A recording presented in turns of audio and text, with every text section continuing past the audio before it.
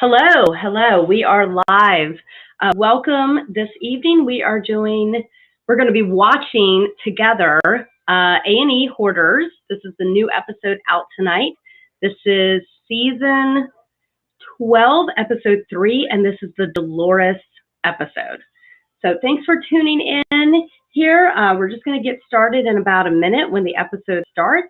And my name is Katherine Lawrence. I'm a professional organizer.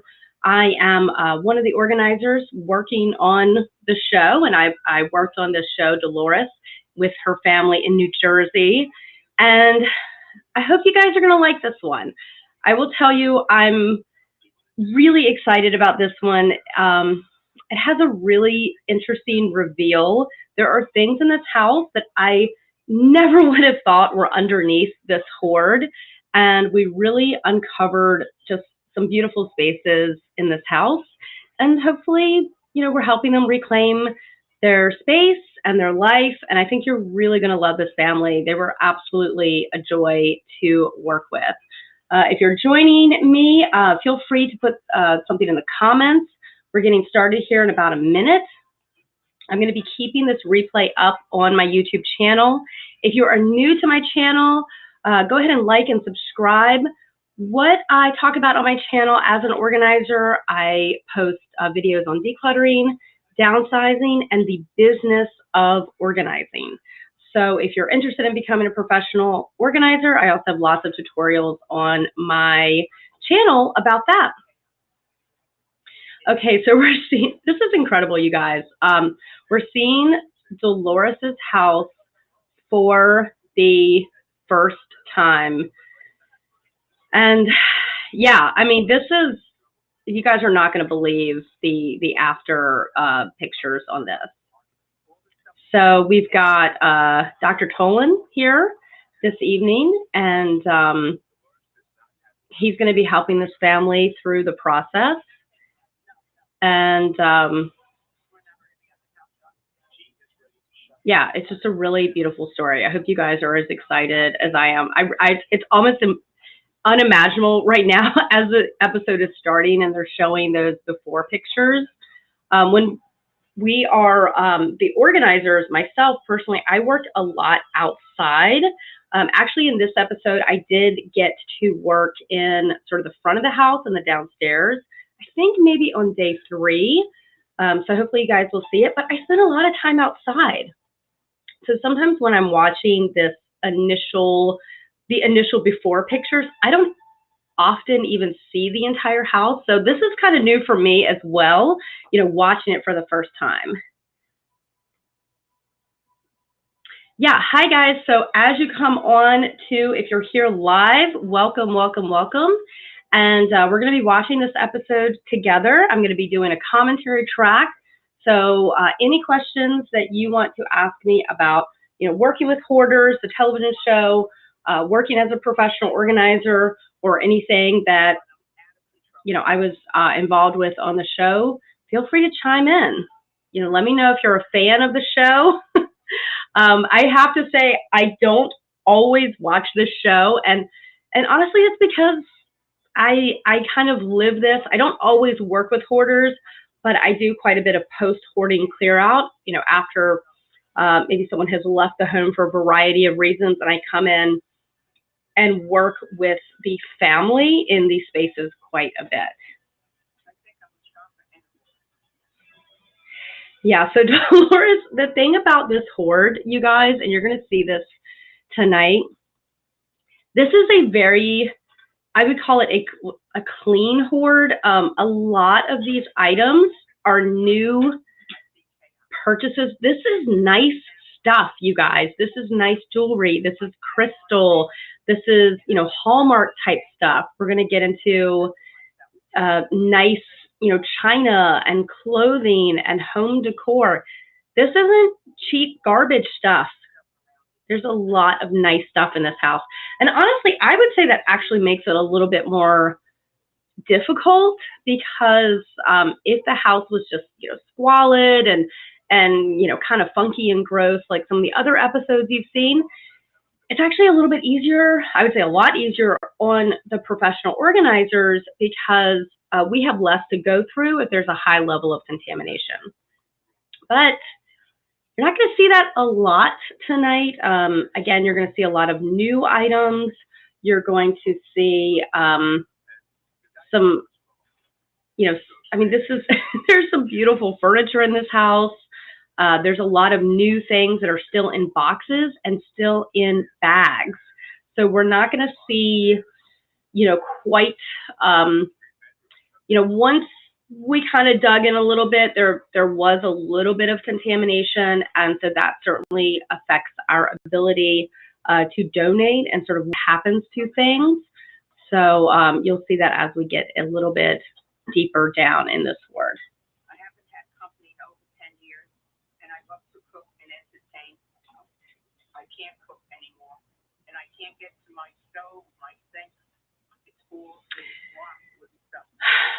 Gosh, I remember walking down that little narrow hallway to that room, and between the kitchen and the sort of den family room, I did go in there, that little space before the clean out, just to see if, to try to pull a couple of more sort of items out, but it was almost impossible to walk through there. I am very small. I'm sort of short and, on the smaller side, not necessarily like the rest of the crew, or so it was a little easier for me to kind of tippy-toe through these pathways, but it was tight. It was really almost impossible to, to walk through this house without something slipping and sliding and.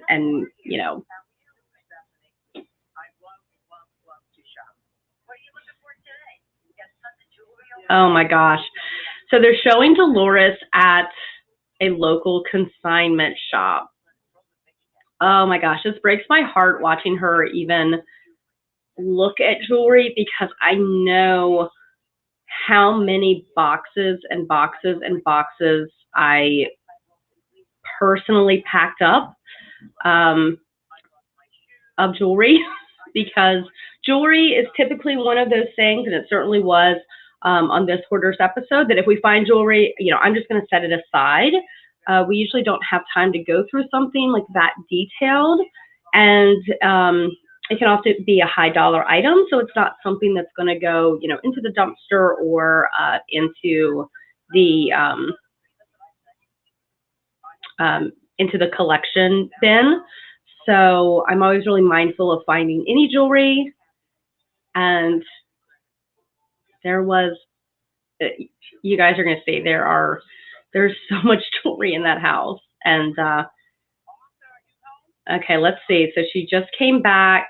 Yep, she just came back from shopping, and her purchases are still in, they're in that plastic bag, and they're just going to go right into the pile. So there's Jenny. I think my mom is a hoarder. I feel like she's caused the situation, but she doesn't want to be around it. Like, she loves these possessions, but she's also resentful. And if you're just joining me, I'd love to hear from you guys what you love about the show, what you hate about the show, what questions you have about working on the show. This was the second episode that I worked on. This is an absolutely gorgeous, gorgeous home.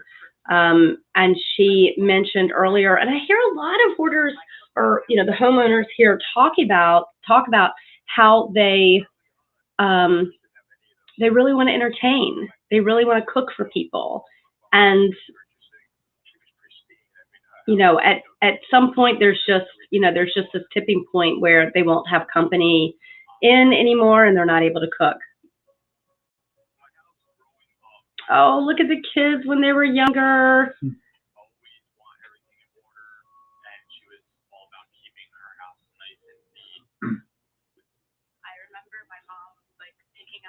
Wow, that's incredible.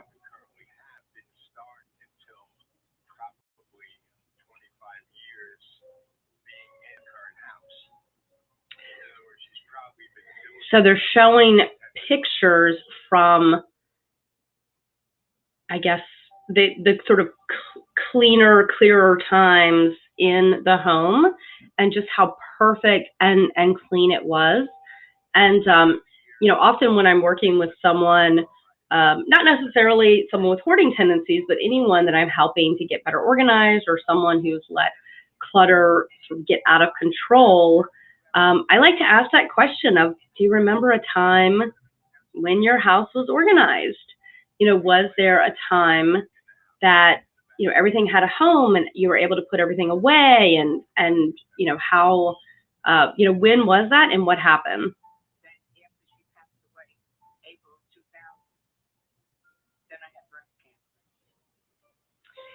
Yeah, so Dolores is telling us about those back-to-back tragedies, with her mother and with her own health. And then, that was probably about 20 years ago. And yeah, she's saying that she, there was sort of these triggering events, and then she just sort of lost control of that space.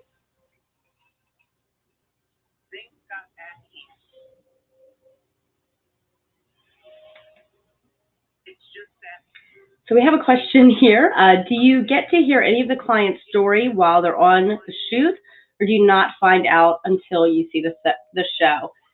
Yeah, it's really interesting to actually watch the show, because I don't get a lot of the backstory. Sometimes I do get the backstory ahead of time.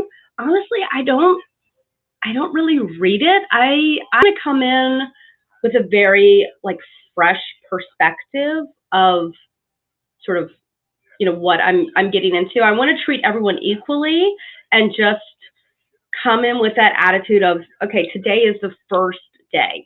Today is the first day of the rest of your life.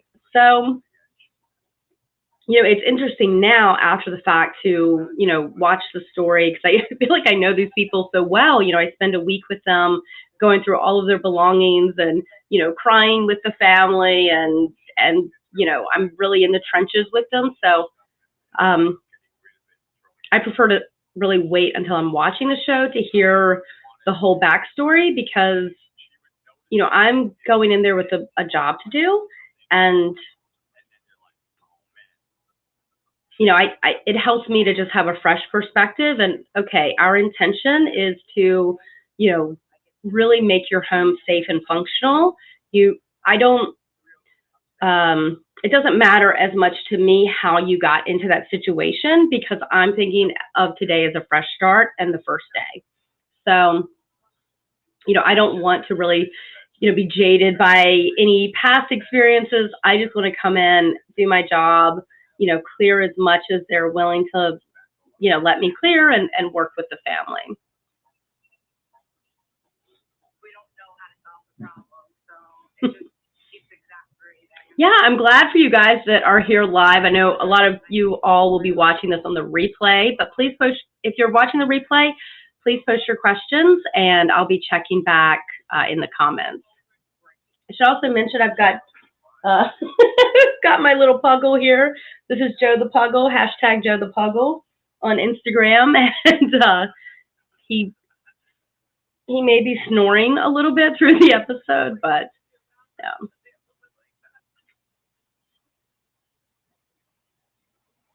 And I'll tell you something about the family and friends that show up for these episodes. They take time off. They take time off of work. They take time off of their life, and they are right there in the trenches with us for a full day. They're there 8 o'clock, 8, 9 o'clock in the morning. They stay until the end of the job. So, for me too, I feel like I'm really there for the family and the friends that show up. And I think you'll see in this episode too, there's a lot of healing that's going to take place with the family. So this really is it is a clear out, but it's also a family therapy session that goes on for days and days and days. And I am there I'm there to help with the clear out, if people are moved to do that. But ultimately, this is about healing families and reflecting on, you know, the mental health pieces of it as well. I think it's hurting their marriage tremendously. If my mom's not willing to clean up the house, I think that my dad is going to have no other choice but to leave. The problem with the hoarding has to be addressed. It has to be fixed. If Dolores doesn't change her habits, I really don't know what our future will be. And something, you know, this family was so incredible. I mean, they had so much love for each other. I'm just going to make a note here. We're in our first commercial break.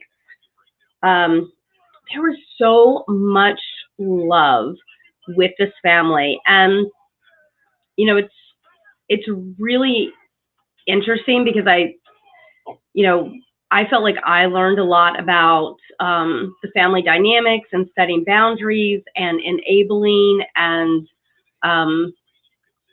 you know, I'm learning more about the mental health piece of it as I'm working, because you know, I have worked with hoarders in conjunction with a therapist, but they may talk to that therapist a couple of times a month for, you know, 30 minutes or an hour. And I'm not always participating in the, you know, sort of the mental health side of it. So to actually be there I'm there for 4 days on the clear out, on the cleanup days, but the doctor will come in a day before that, maybe even 2, and they're going to start those sessions right away before we even begin to think about clear out. And then they're going to continue to be there day after day after day. So, you know, that just really wouldn't be an experience that I would have, you know, locally working with my clients. So that's one thing that's really unique about working on the show, is that, you know, that doctor's there the whole time. And, you know, sometimes we stop the clear out process, or I'll kind of move to another area while they are having those sessions. And, you know, sometimes you're there, sometimes you're not, but it's pretty amazing how much mental health assistance they get during the show.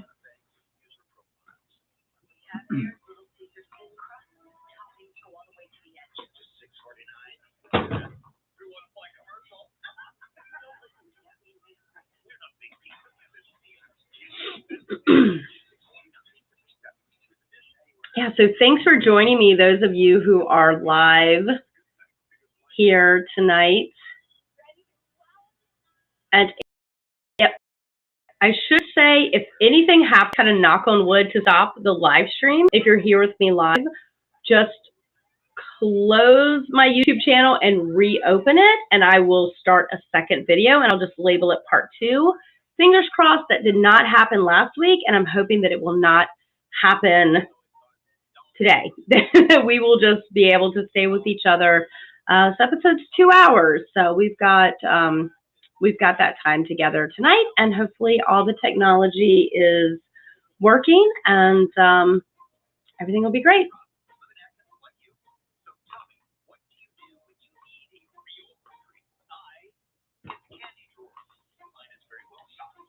And I should mention as well that this, of course, is on A&E Network, and streaming through. You can catch it streaming on A&E. I did notice that last week's episode is still locked, so I don't know if they unlocked that. I haven't checked in the last couple of hours, but I believe they will eventually unlock that. And if you have a cable provider, you can go to the A&E app or the A&E website and catch those other episodes. Just go to Hoarders and then season 12, and this is episode 3. So it'll probably be locked for this week, but then it should be available for streaming, you know, moving forward.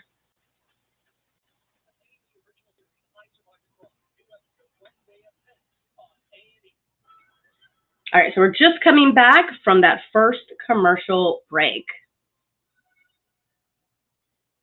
Oh, yeah. So we have a question here. How would you respond to a client who repeatedly says, "This must be the messiest home you've ever seen. I'm so embarrassed.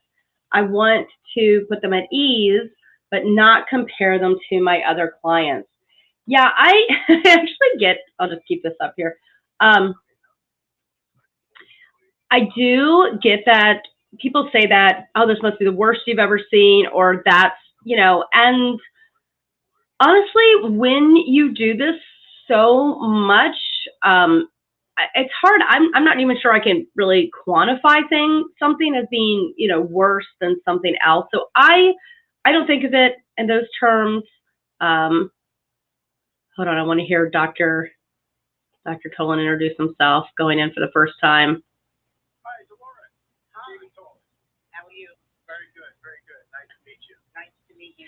Yeah, so Dr. Tolan is on this episode, and he was just such a joy to work with. I just want to see him. So he is there before I come in. So I'm not really privy to, kind of any of this discussion.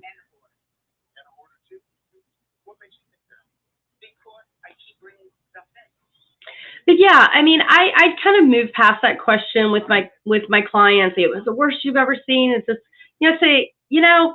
I mean, I use a lot of humor with my clients. So I just try to put them at ease. I'm very patient. I just say, don't worry about it. And now I say, oh, I work on hoarders. Don't worry about it. This isn't, don't be embarrassed, that type of thing.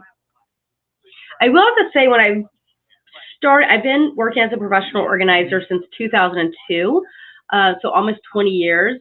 And I will say, in the beginning, I think I try to put their minds at ease almost too much. Like, I would say, like, oh, this isn't that bad. Oh, oh, don't worry about it. It's fine. And then we'd get in that process, and then I'd realize, wow, this person needs to make some pretty major, like, habit changes, or, we would organize a space together, like clear it out and organize it. And then I would come back 2 weeks later, and it would be sort of, messy and disheveled again.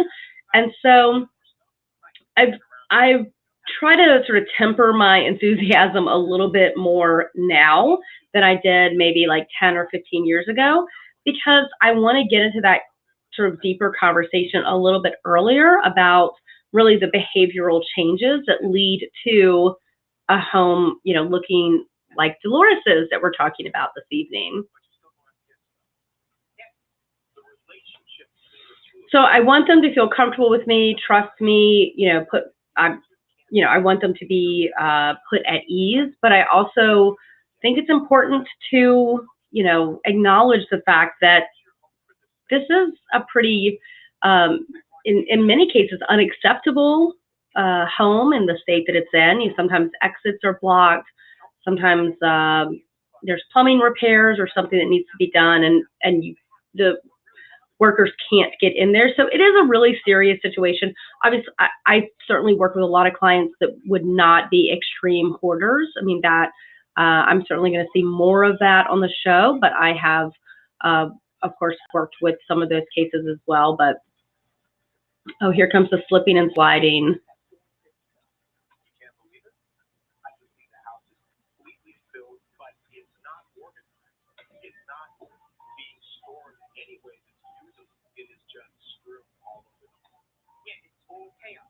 Yeah, and Dolores's home, and I've certainly seen this quite a bit on a lesser scale, is this sort of shop and drop. And I remember kind of taking Dr. Tolan aside and saying, is this hoarding, or is this just that high from shopping? And I think here they're talking about it maybe being a little bit of both, and that there was no system or structure to the things that are coming in the home.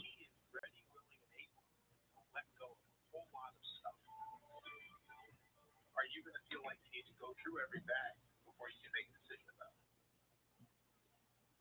Absolutely. So he just asked her the question, do you have to go through every bag before you can make a decision?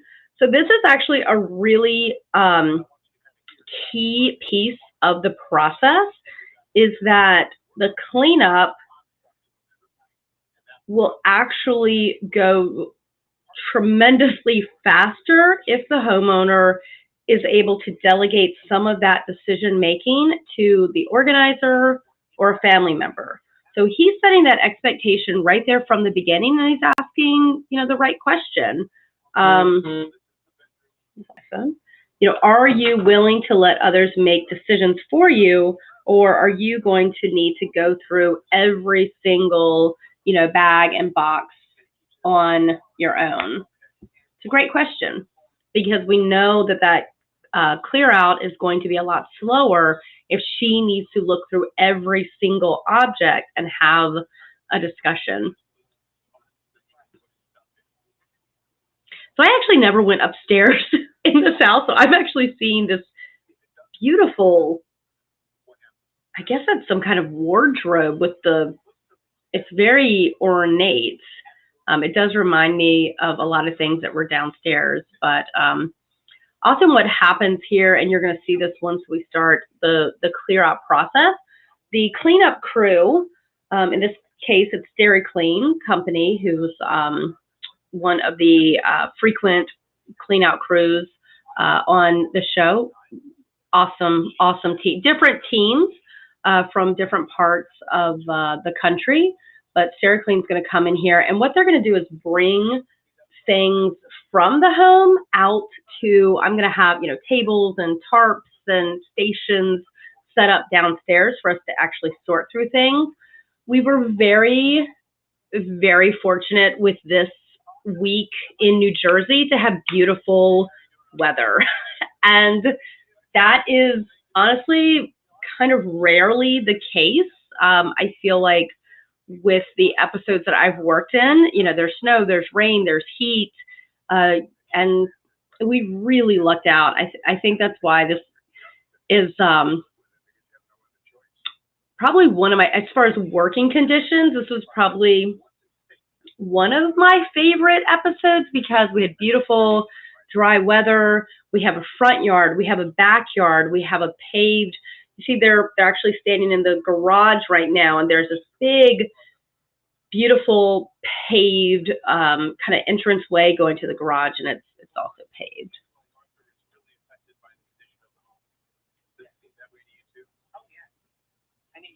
So yeah, Arthur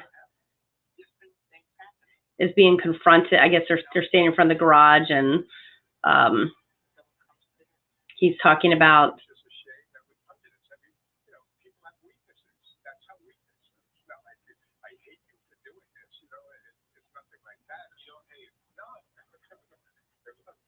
this guy's smile, this husband's smile, and I know there's going to be some tears tonight too, but this guy had the greatest, happy,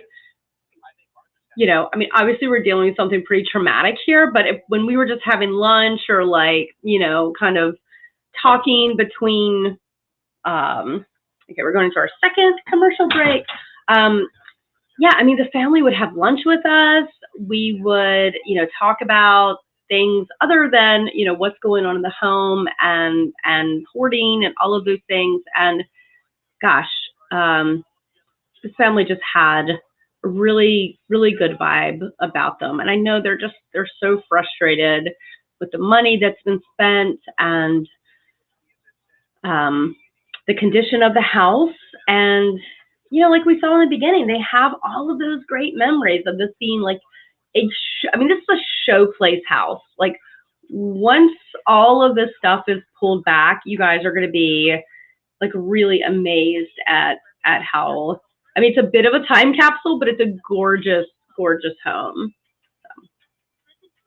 So. Okay, great. If you guys are joining me live, feel free to put in some comments, and just kind of reading through here. Yeah, so this is commentary and behind the scenes Q&A for episode, this is season 12, episode 3. This is the Dolores episode in New Jersey. So if you're just coming in here, welcome.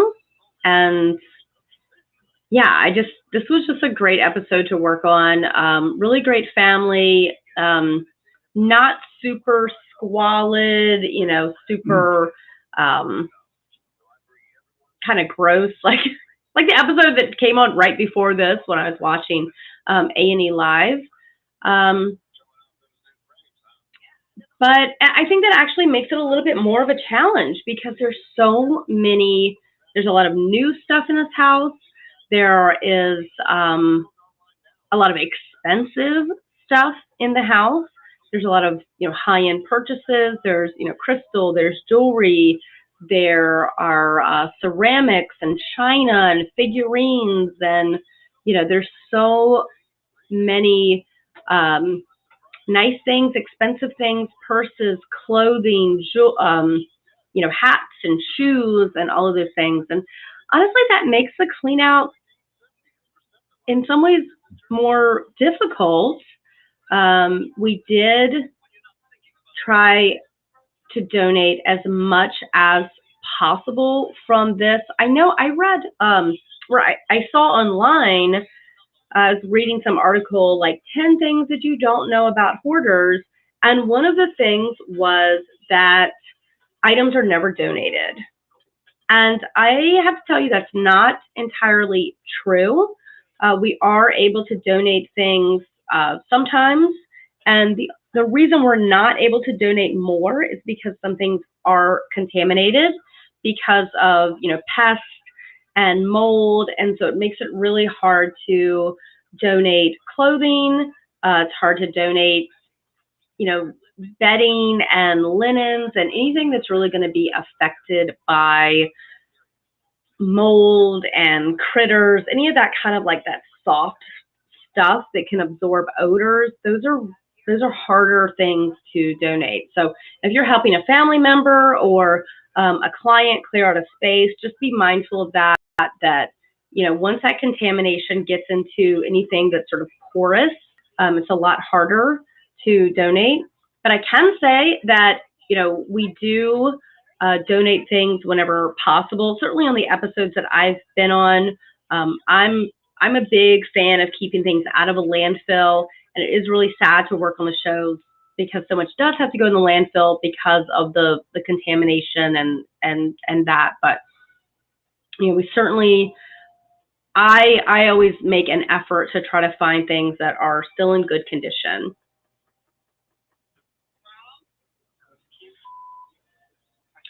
Okay, so we're just coming back from commercial break 2.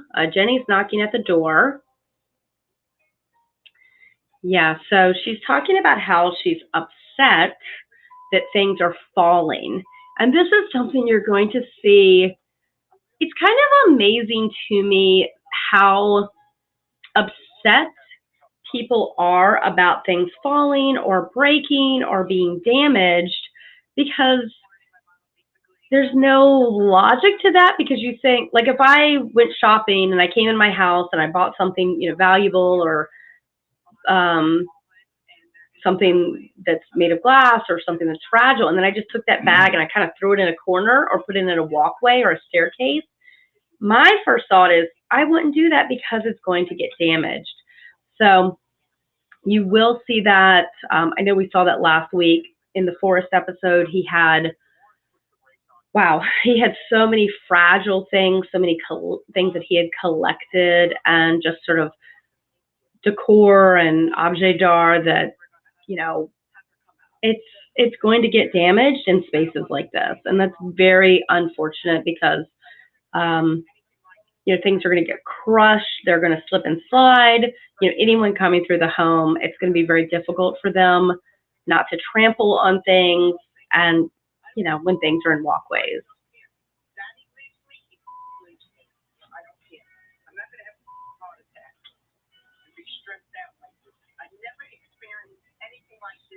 So what we're watching is still before the clear out. So Dr. Tolan is there, her daughter is there, and we're trying to figure out, honestly, at this point, if it's even going to happen, because she's very upset.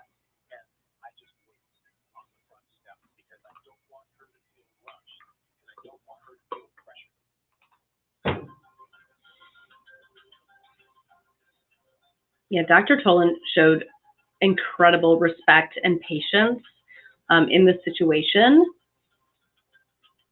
Yeah, so they're saying she stalled for several hours. And that is, I'll just say it like it is. That's it. So tell me what you're experiencing today. What's going on? A lot of frustration and anger. Frustration and anger. she's saying frustration and anger. Everything. It's ridiculous. And you're concerned people are knocking stuff over, right? Yeah. And I don't like my things to be broken. Exactly. So you're in trouble. Yeah, so I mean, it's pretty unbelievable to think that things, you know, put together in that way are not going to get broken, but I would certainly be upset if anything in my house got broken, you know, a camera crew or a, you know, group of organizers or anyone coming to my house. I know when I go through my clients' homes, I am so mindful and so very careful of, you know, the things that are, you know, slipping and sliding and potentially things that could break. But you know, there's only so much you can do if things are stacked up and they're in walkways and they're, you know, you have the avalanches where, you know, one thing is pulled and everything else comes down. So that's very high. There's a very high probability of that in spaces like this. A cleanup expert. I wonder who that's going to be. Dolores, I have somebody that I'd like to speak. This is Matt Paxton. Matt Paxton. He's so, As soon as we got here, it turns out she was really upset. yeah. So Matt Paxton just arrived. He's such a casual guy. Hey, I'm the cleaner. Hey, how you doing? I mean, the goal is to help you sort based on what you want, not what I want. If I come in here and tell you what we're gonna do, like it's gonna fail. So you're in the driver's seat tomorrow, and I'll. So this is probably a day before. Yeah, probably a day before I was there. Hello. The first part of communicating with a woman is listening. And just needed to hear what her concerns were. So what do? Just take a whole bunch of stuff, or it'll mess up my Present. Yes. yeah. Then I'm trying to get all my bills together. Okay. That's Well, I'll have a lot of helpers here today. You and I can do whatever you want to do. Yeah, so Matt's just talking to her about, you know, he's so good at, again, kind of listening, setting expectations, you know, what are we going to get into here? Because, you know, we do this with their permission, you know, so if they say, stop, get out, you know, there's often a slowdown piece where we may be standing around while, you know, they're trying to figure some things out with the family members. I need you to be comfortable with my process. Our code this week is just going to be this. If you're not comfortable, you just raise your hand. But I'll be by your side. He'll be with you. If it gets overwhelming, you just raise your hand. So what do you think? I want it to get done. You do? Yeah, you can tell she wants it to get done, but there's still that reality of a lot of people are going to come through your house. They're going to pull things out. You know, how is this really going to happen? Okay, so Matt's going in for the first time. Let's see what he has to say about it. He has some nice orange gloves on. Wonder what gloves those are. I love, you'll always see me in the same pair of gloves, my Atlas gloves. I buy them in packs. They're machine washable. I take about 8 of them on the week with me. I'm often changing them at lunchtime, putting on a new pair, and then I'm doing laundry while I'm on the shoot at night. Pull everything out, start the front door. Come all the way into the kitchen. And we're going to sort it all. I actually am going to use the yard. I'm going to sort everything up. My guys will carry it all around. You don't have to worry about that. And you'll sit with my team and we'll go through the files together. That way my team gets to understand your category. And that first day of cleanup is so much about building trust. I mean, that is really like day one. So I don't know if they're going to show it, but I think it was literally like the first morning, the organizers come in. And we're just kind of standing there with her, kind of listening to her. You know, she's kind of picking up a few little things. Super slow right in the beginning because, you know, we need them to trust us. We're not going to just start pitching things. There's always, I don't know if there was someone, I don't think maybe there's some family members on this one, but typically there's a family member who's like, don't you just come in and put everything in black trash bags and like call it a day? And it's like, no, not at all. That's not at all what we do. You know, we're going to sort this. We're going to go through things. We're going to set paperwork aside. We're going to set jewelry aside. We're going to look for keys. We're going to look for, I mean, that's really my job, is to look for important papers. Okay, we're going into commercial break 3. But there typically is some family member who comes in and is like, why are you going so slow? You know, why haven't you finished by now? You know, sometimes they're just really frustrated by us not working fast. And, you know, there's really needs to be a balance, because what we are trying to do is have them comfortable with the process, have them obviously have a mind shift about, you know, what they're going to do with these belongings. So we kind of need that mental shift to happen. That's a big part of what the doctors are there for, that emotional support and really the mindset shift. Because really that's what's going to be the difference between this being lasting change and it not being lasting change. It's really that behavior modification and that mind shift.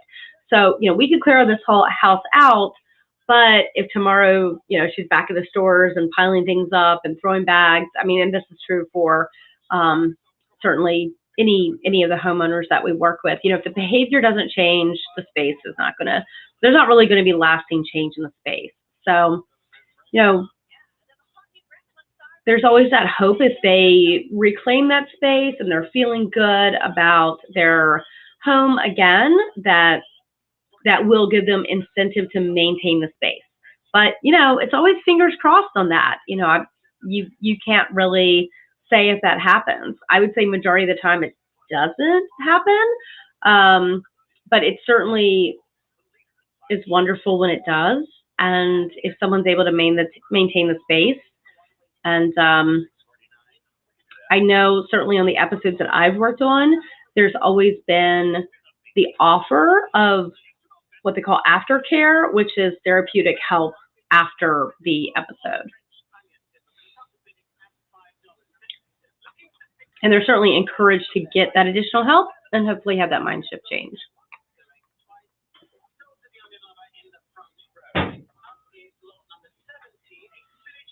Well, thank you guys for joining me on the commentary. I know many of you are listening to the replay. I'm going to keep this video up on my channel. I'm also going to be doing live stream commentary for every episode that I can. I'm a little worried because I'm still traveling with the show. I will tell you right now, my bags are packed. I'm not going to tell you if my bags are packed because I just got home from somewhere or if I'm going somewhere. But all I can tell you is I'm pretty exhausted and my bags are packed, and I'll be out there again. And so I would love to do more commentary for you guys, and I will create a playlist and I will keep these up on my channel so you guys can watch Hoarders with me. And feel free to, you know, send me questions through my YouTube channel. In fact, I was going to, when I put my phone, I saw some comments come through on some previous videos, so let me pull those up as well, see if there's something I can answer for you guys while we're on the commercial break.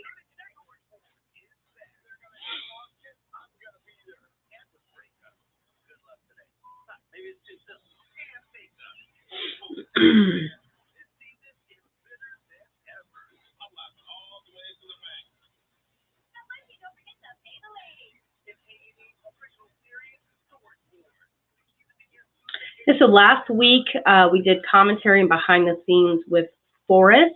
That was an episode, it was actually the first episode I had worked on. It was shot very close to where I live in Virginia. And then the crew was gracious enough to continue to invite me to work on additional shows.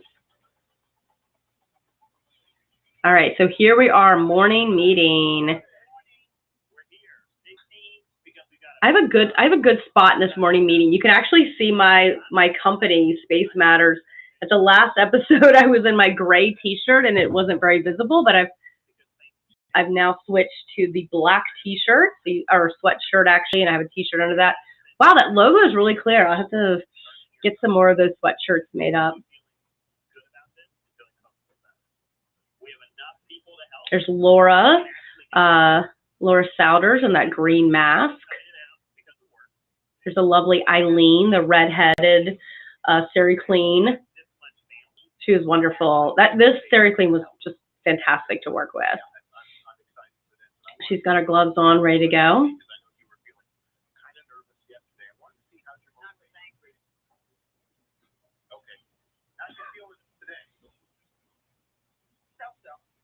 So you're a little ambivalent about this. It sounds like there's still a pretty strong drive to hang on to stuff. That your willingness to let go of things is so-so. Am I getting that right? Yes. Okay, well then I'm going to be by your side and I'm going to be working with you on figuring out ways to make good decisions. Arthur, how are you doing today? I have to say, she's talking about being very angry, but gosh, I've seen some really angry people on this show, and I guess she has kind of a smoldering anger, but I will say she was very kind to me. The whole family was the entire week. So I know on the show they want to show the dramatic moments and the, all of those things, but there's also a lot of kindness, and there's Carolina. All right, let's get those dumpsters open. Set out some tarps. So this is really what's going to happen almost every day on the clear out, but we always have this time where we set up. So we're setting up tents, we're setting up tables, we're setting up tarps. We have donation, tarps for donation, tarps for the guys to, and ladies to pull things out and drop.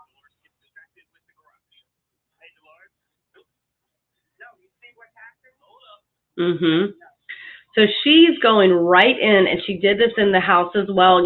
She wants to go in and kind of pick through things and like, hold on, everybody. Like, I want to look at this, and you can just imagine like how impossible it's going to be for us to have really any clear out happen with this house at that pace. And you've got people standing around, which we're all very patient. We're going to wait to get the go ahead. But there's a lot, and it's not just her this often. I've seen this many times, that first morning, we're all set up, ready to go. And it's just,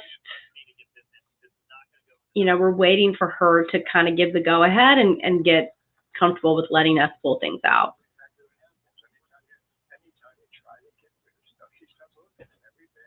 And the family is very familiar with this process, that she wants to kind of pull things out, look at things, think about it, and you can imagine their frustration, which is what her husband's talking about right now.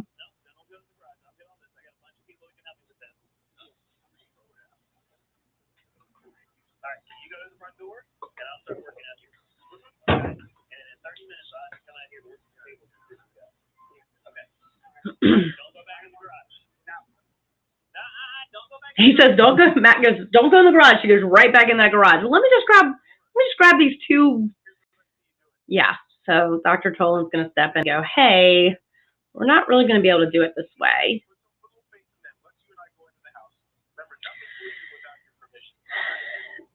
Yeah, so it's really important, and this is absolutely true. You know, that first morning, they're going to pull everything out of the garage just for us to sort.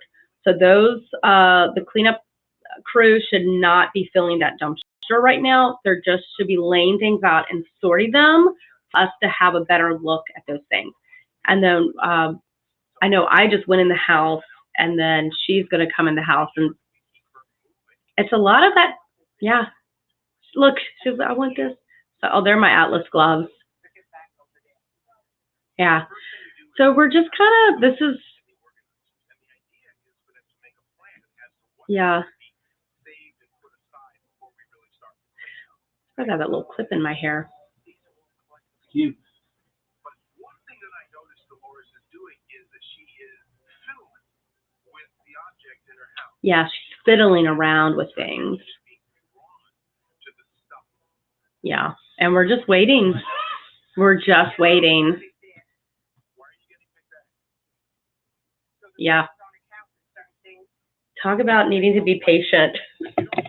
If you're not a patient person, you should probably not work as an organizer, and certainly don't work on hoarders.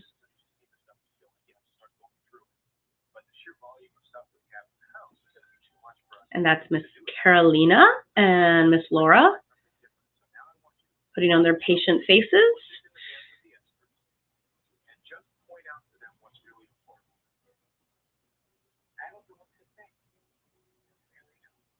Yeah, I mean, we're just trying to get, she said, you know, I want to go in and get some valuables. I want to get some jewelry. And I remember kind of picking up a little box and said, okay, let's put some jewelry, you know, some really, you know, if there is some expensive high-end items, let's put this in that little box. And I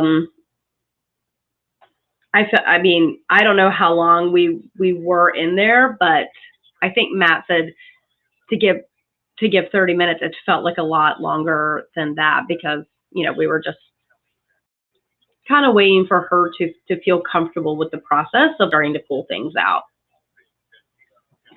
Okay, we're going into our next commercial break. Awesome.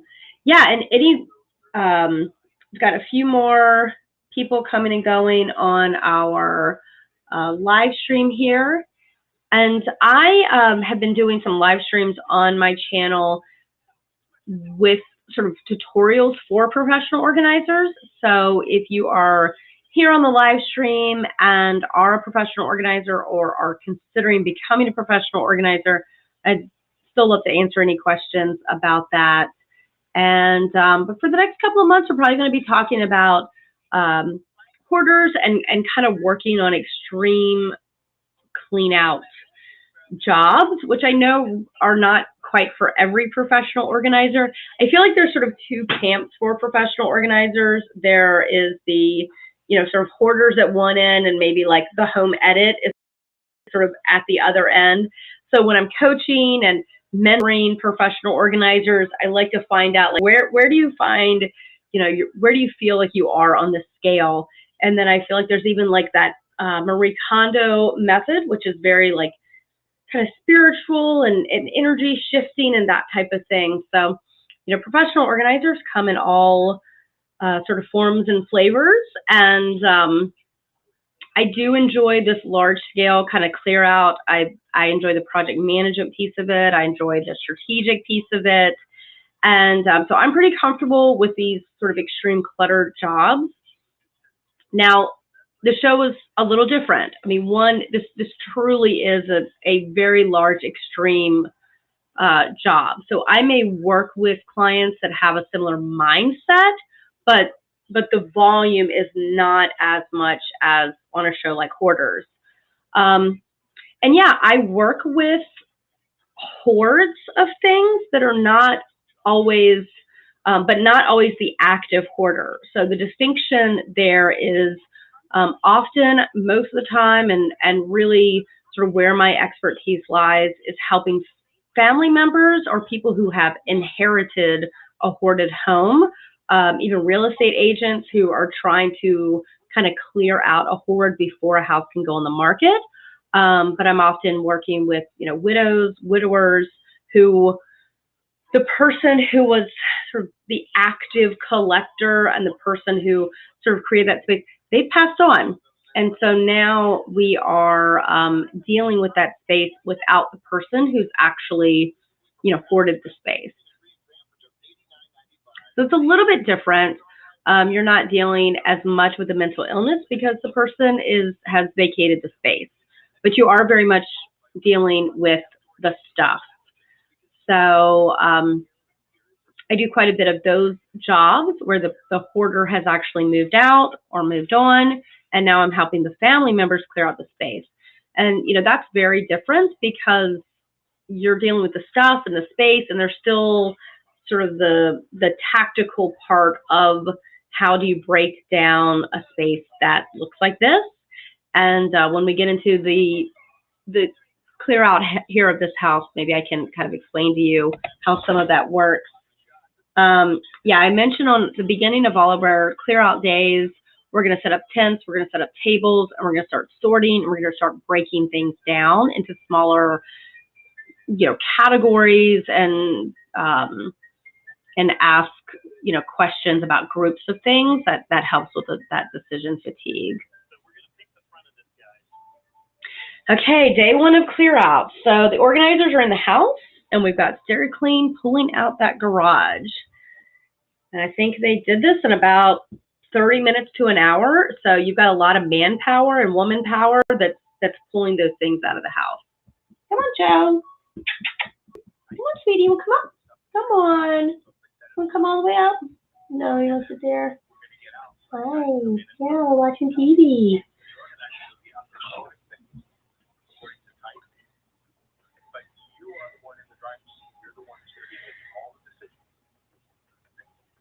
Yeah, I was really on the edge of my seat here because I'm thinking, is she going to let us do this? I mean, because, Dr. Tolan is saying, okay, we're going to take things out. We're not even throwing away. We're just going to sort. And she's kind of like, I don't know. I'm not so sure about this.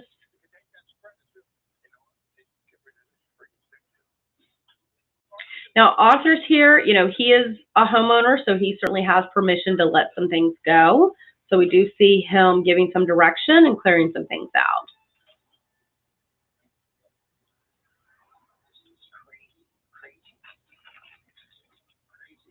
Yeah, I do remember her just walking through going, this is crazy. This is crazy.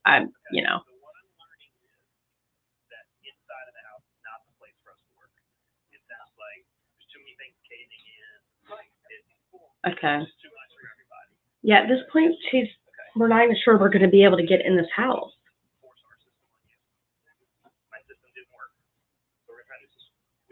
Yeah.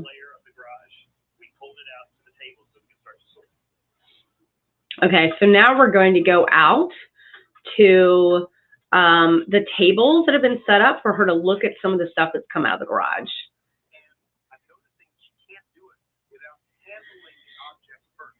Yeah.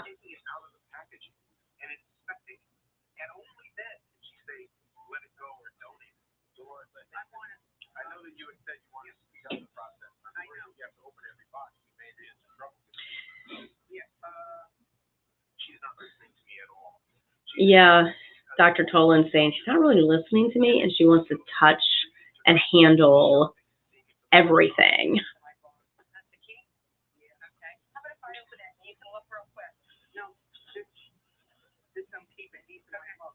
Yeah, Laura's trying to say, what if I open it? Would that be easier for you to just do a quick decision? But she has to handle everything at this point.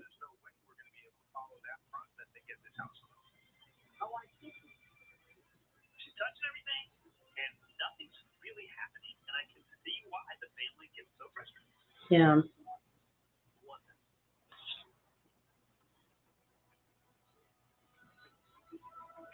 So we're going to take a look at some contaminated items to see if that's a little easier for her to make decisions. Sometimes it is and sometimes it's not.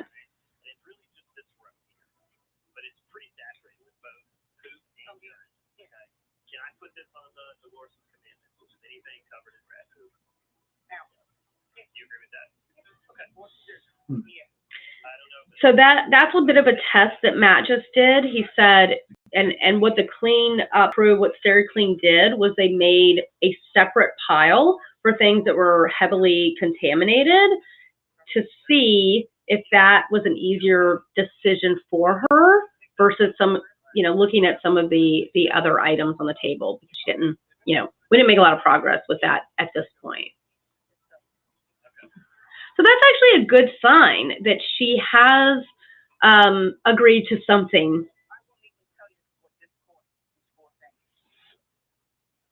And then we also get into the issue of how expensive some of these things are. So that creates an additional barrier for people to let go of things because they start thinking about the money that they have spent, and now they're grieving the loss of that. And there was a lot of money spent on this hoard. I mean, this is not garbage. I mean, these are you'll see a lot of things that are new in the package. These are expensive items.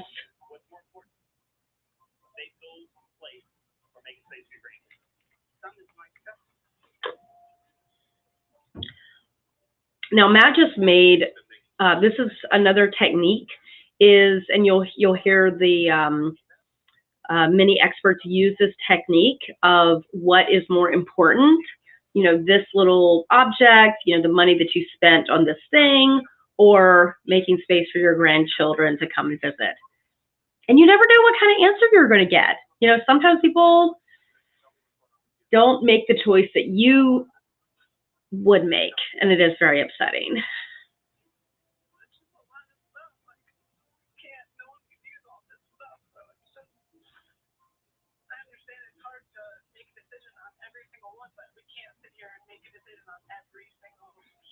Yeah.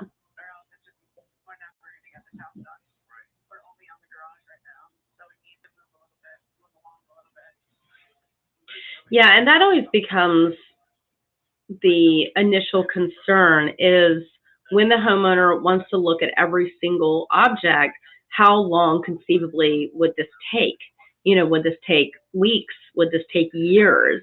And so that's kind of another revelation that the experts or the doctor will, try to have with the homeowner of, okay, if you look through every single object, this will not happen, or it will take a very long time, and you're not going to be able to have people into your home. You're not going to be able to cook. You're not going to be able to entertain. Certain things that I support that I want to keep. Marty, what's your reaction to hearing your mom say that? Hurtful, and you don't need this stuff. That's not who you are. This is not who you are as a mom. This stuff doesn't matter. What matters is you. Enjoying you, and you enjoying our family, and you enjoying his family had so much patience with with their mom.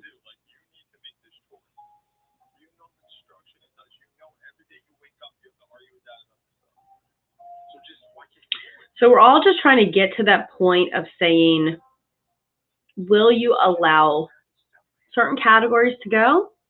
Will you allow certain people to make decisions? Whether that's the organizer, the cleanup team, the family, will you allow others to make decisions for you? And that's probably one of the most, the biggest deciding factor of whether or not the house is going to get cleared out is if anyone, myself as the organizer or a family member or, one of the cleanup, like if they will have trust with anyone to make decisions about things that can leave. It's like a, make a note here. Okay, we're going into our fifth commercial break. But I would say that is probably the most important, I guess I call it like a critical point of, and you'll see this, there's a hoard that I worked on later in this season, and I'll talk about it when we do the live stream or the commentary for that video. We didn't get to that point. And so that's going to make a real difference. Or the later we get to that point, if we get to that trusting, delegation point on like the last day, that reduces how much the house gets cleared out. If we get to that decision-making delegation point the first morning, more of the house is going to be cleared out. So, and I know I guess the overall success, you can kind of look at it, there's sort of two pieces. Certainly the biggest success is if the person stops hoarding, if they stop shopping, if they stop collecting. So certainly that is the highest, most important success point. But then we also have that second success point, which is, will the house get cleared out? Will they be able to cook in their kitchen? Will they be able to sleep in their bed? Will they be able to have their family over and entertain? So there's really two components of that success. Will the behavior change or continue? And then the other piece of success is, will we actually get this house cleared out? And will she be able to have company? Can they, we saw last week with Forrest, are they going to be able to have Thanksgiving at that beautiful dining room table? Are they going to be able to have a holiday, like a Christmas or Easter at that home? And will she be able to cook a meal? So that's sort of the other piece of success, is if the home can become, cleared out, functional, and spaces can be used for their intended. So 2 points of success. And you can get to that second point of success, and if you don't succeed at the first point, it's only a matter of weeks and months before the house becomes unsafe and non-functioning again. So, the doctors are there to work on that first success point, and then myself as an organizer, working with the clean out team, we are there trying to get to that second success point, but we can only move as fast as they allow us to move.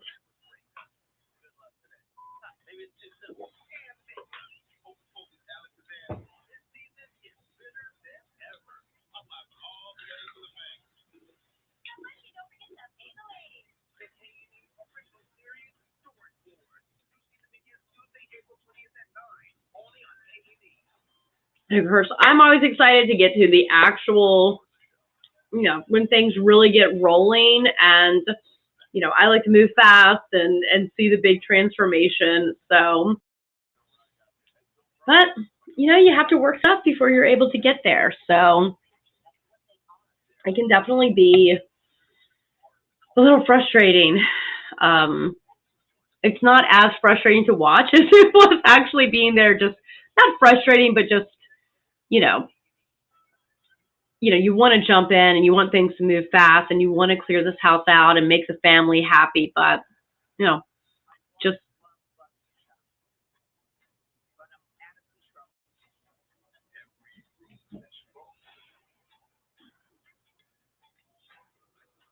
Well, and this is really interesting that they're talking about shopping addiction, because I was talking to Dr. Tolan here at this episode, and I said, the shopping addiction, but shopping addiction, shopaholic, whatever you call it, that's actually not in the DSM, like HD or hoarding disorder.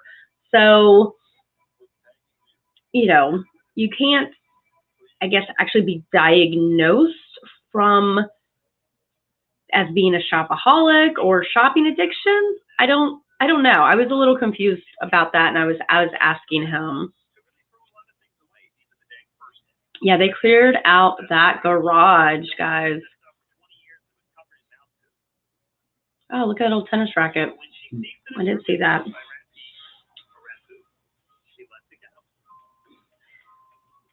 Yeah, so she is letting the contamination go, which is, hey, it's something, and that's if you've watched the show, not everyone lets the highly contaminated stuff go. And, if we don't even sort of get past that benchmark, it's sort of harder to move forward.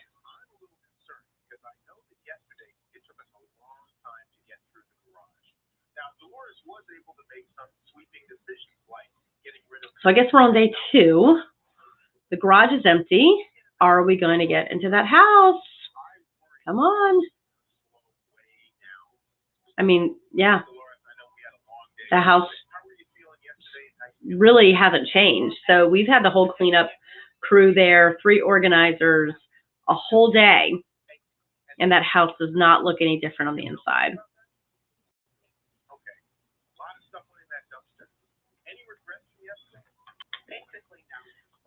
Well, Arthur's got a big smile, but we still haven't got through that house.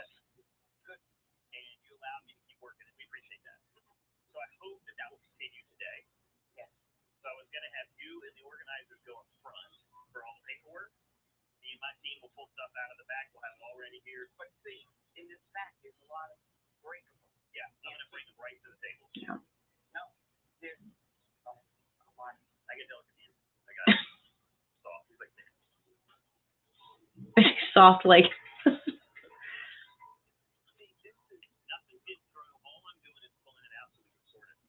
And she's worried about and I have to tell you, that house was loaded with breakable things, picture frames, you know, with the glass fronts and, you know, the china, the crystal.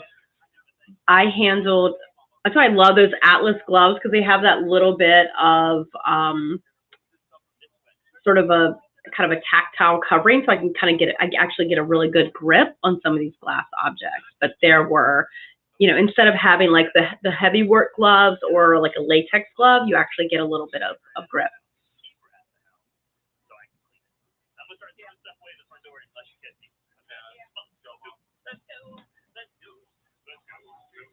Okay, so a question here about the organizing business. If you were starting your business today, what would you do differently versus how you started 20 years ago? Yeah, I mean, I kind of mentioned earlier like that.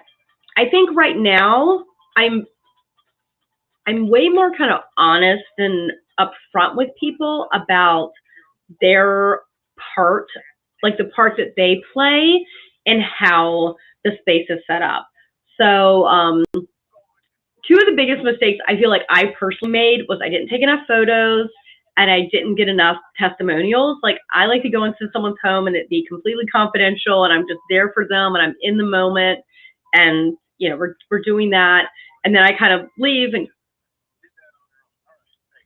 then go to the next client. And really, from like a marketing perspective, it's much better to, you know, have the photos, make sure you get the Google reviews and all of those things. So from a marketing perspective, I would do that. And I think from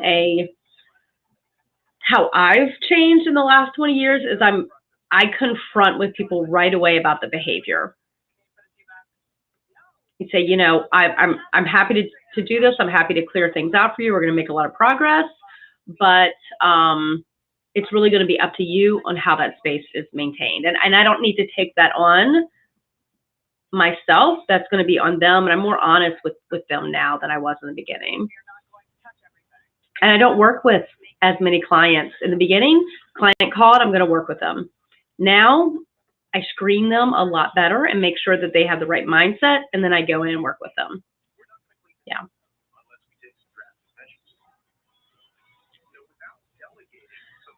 I have to say, you guys, because I have a lot of screen time going on right now, I did not think the cameras were going to be with me in the front yard. I actually thought I was going to have a pretty easy, quiet day to myself, sorting in the front, and then I got my little table set up and I've got my tarps behind me. The other organizers are in the backyard and I'm in the front yard. And then before I know it, you know, here's Dolores and her daughter, and we're like, oh, okay. And all the cameras and Dr. Tolan, and that was pretty exciting. The one thing that's very different when I have the client with me, the homeowner, is that it's a very slow and methodical process. So when Dolores and Jenny came out to work with me in the front yard, it was like, you know, I'm just my energy is a little different. I'm just there to kind of support them. I'm kind of monitoring their decision making and you know, having little bits and conversations with them about those things. Whereas I think the next day, maybe they'll show it. I was in the backyard kind of with all the stuff, but I didn't have Dolores with me, and my job was way more physical, you know, sorting, putting things in categories, separating, you know, this is contaminated, these are plastic bags, you know, staging purses and clothing and doing that. So it's really different when the person is with you versus when you are just with the stuff and sorting it out.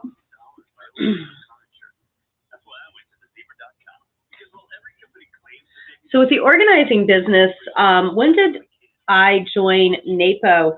And yeah, I would love for you to watch I did a video, and we're on commercial break, guys. The video I did, if you go to my channel and just look at the live videos, before the last Hoarders episode, there's a video I did.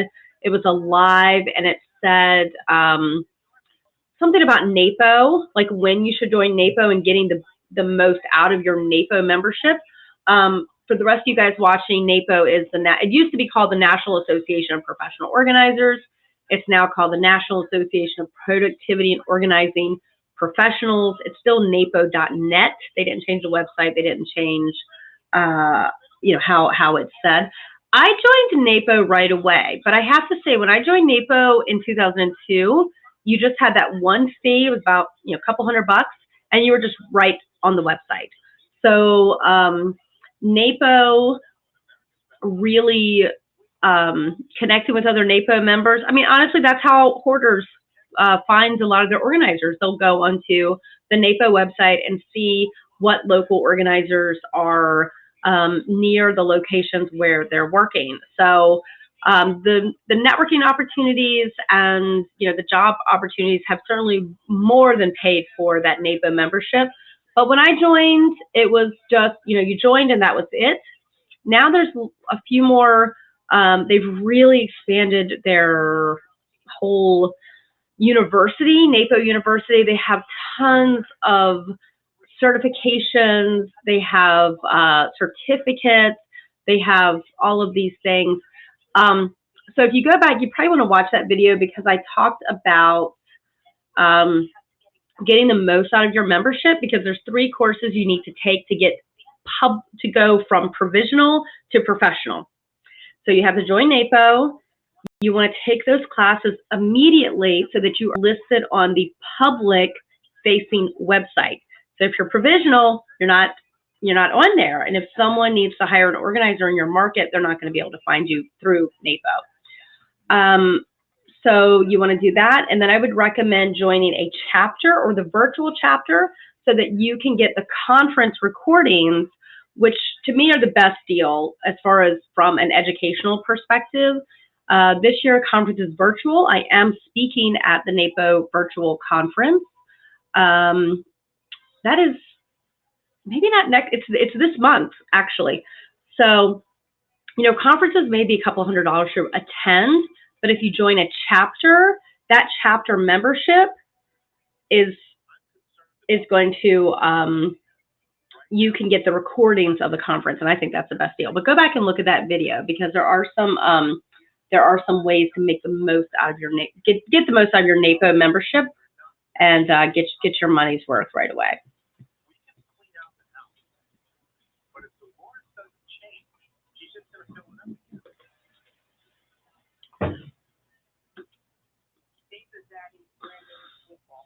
So I'm still working at that little table, but I have these tarps behind me where I've asked Jenny to start sorting clothing. Yeah. And so I've made a pile for linens. We've made a pile for clothing. And Dr. Tolan is still trying to get her to pass that decision-making over to a family member or an organizer.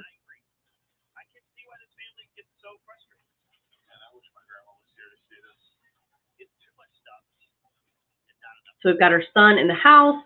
We've got some organizers in the backyard. That's Ken.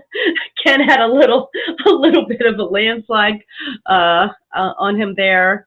And then I'm out in the front with Dolores, you know, trying to, I know at one point we were able to pull linens aside, and she did make a very quick decision about that category. So I'm a big fan of sorting in categories and having the homeowner or the client make a decision about a category. And that actually did work in the front yard. She said linens can go, and we got it out fast. Oh, the picture frames.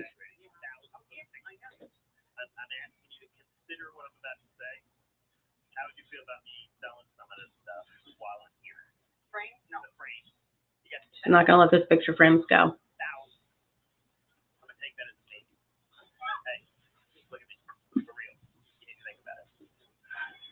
So on that table there where I'm working with Dolores, I've got keep objects to the left.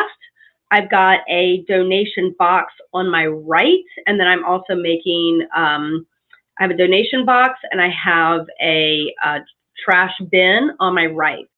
So I'm kind of working with her. She's stationary when we're at the table, and then we tarp in the back. But when we're working at the table, I'm sliding to the left, and I'm sliding to the right. And we're just trying to, you know, go through things as quickly as we can.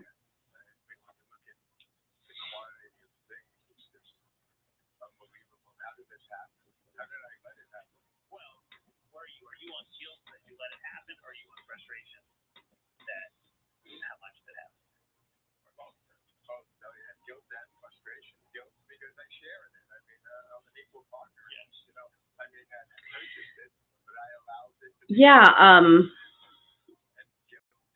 with the NAPO questions, I would love for you, I'm going to try to put that into a scripted video because I do get this question a lot.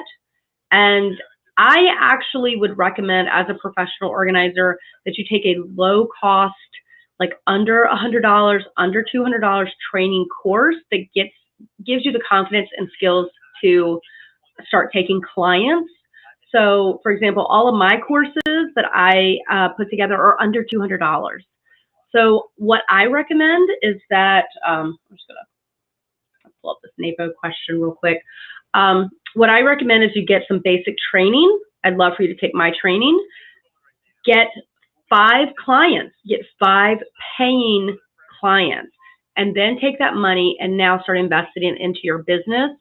And, you know, join NAPO, attend conferences, attend networking meetings, and put some money into your business. So I'd love for you, you know, to take my courses, get some confidence, take a couple of paid clients, and then you can start invest. Make sure you set up your business. All that's tax deductible, right? We want to do that. We want to be business. This is a real business, you guys. It's not a hobby. This is a crazy, adventurous business. So treat it like that. Don't treat it like a hobby or a side hustle. Let's treat it like a real business. I love the idea of this commandments that her son was holding up. This is actually really helpful if you're working jobs like this. Oh man, they already did the reveal in that blue room. I spent like hours in that blue room, and they're just like, oh, here it is. Oh, maybe they're going to go back to it because,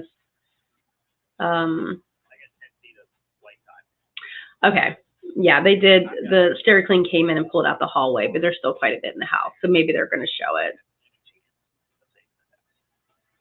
I spent hours in that front room, but okay, we're going to another commercial break, so let me answer some of your questions coming in here.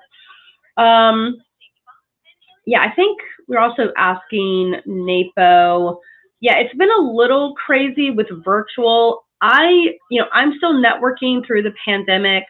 I do a lot of Zoom networking, and it wasn't bad. I mean, people they're starting to get out a little bit more now, but you can still network with people over email, over Zoom. Yes, I miss the days of coffee meetings and, you know, getting together with other people locally. Hopefully those days will come back, but you've got to network to get your business going. Yeah, so we're talking about, is it harder to let go of things when they know that they have spent so much money on things? Yeah, I mean, it's definitely something that's going to come up. I think in any, even not a hoarding client, just a client that you're helping to reduce stuff, they're going to hold up and go, I spent $100 on this, or I can't believe, this. People say that to me all the time. I spent $3,000 on this furniture. It's like, well, if you hate it and it's not bringing any joy into your life, and it's maybe even causing safety or functional problems in your home, you got to go back to what would you pay to be able to cook in your house? What would you pay to be able to have family visit? And at some point, it's got to be more about the people and the lifestyle and the safety than the stuff. Sometimes the stuff costs $5. Sometimes it costs $5,000.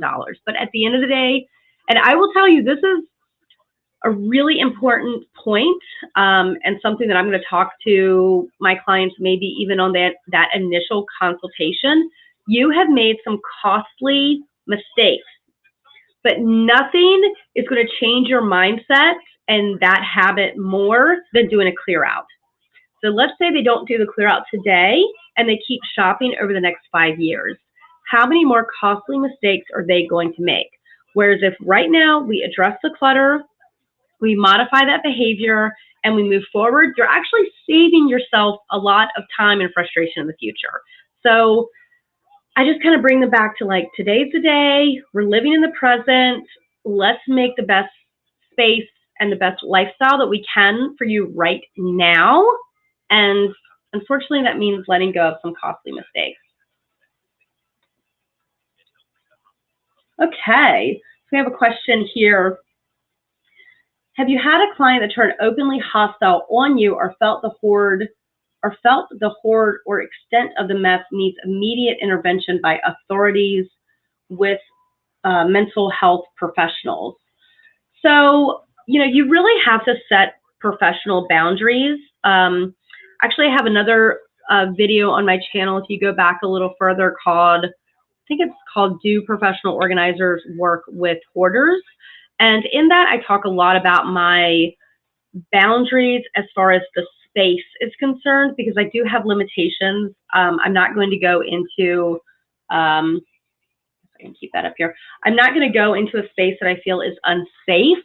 So I'm going to do an initial consultation first. So, my process is I'm going to do a pre-screening over the phone, and I have a lot of great questions that I can ask to kind of gauge that hostility level and just kind of a safety piece. So I'm going to pre-screen my client. Then I'm going to do a in-home consultation. So I'm going to get even more information. And if that space is not safe for me to work in, I'm not going to take that job. So, it's really good to know where your boundaries lie. About people being hostile towards me, honestly, like, what typically happens is that they are hostile with other family members. So the spouses are fighting, the kids are fighting. So they're not so much turning the anger towards me as they are. It's just kind of becoming a volatile situation with other people there.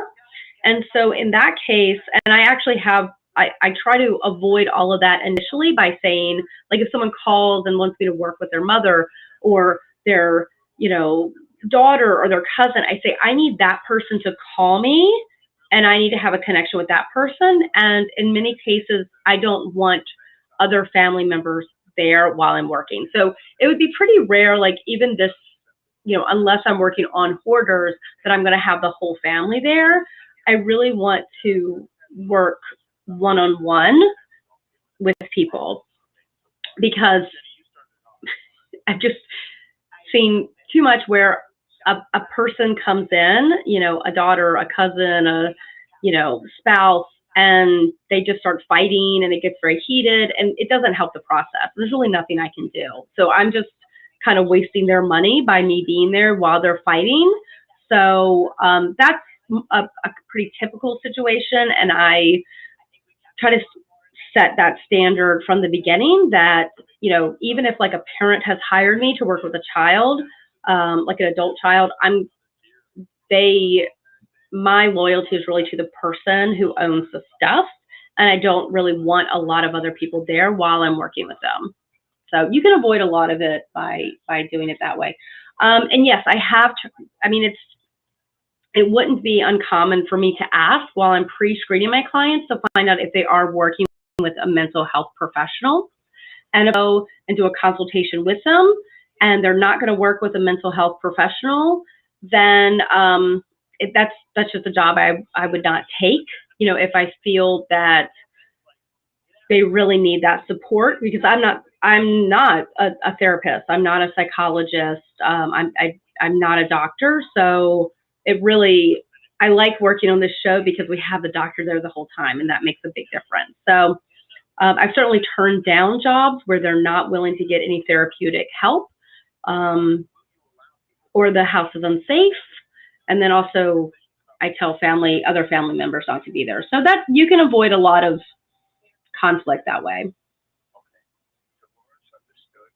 She understood that this was a family matter and she needed to support it. You got her, I got the rest of the team. Okay, so we've got someone who just started an organizing business last year. Awesome, good luck. It's exciting. Let's see what question you have here. Yeah.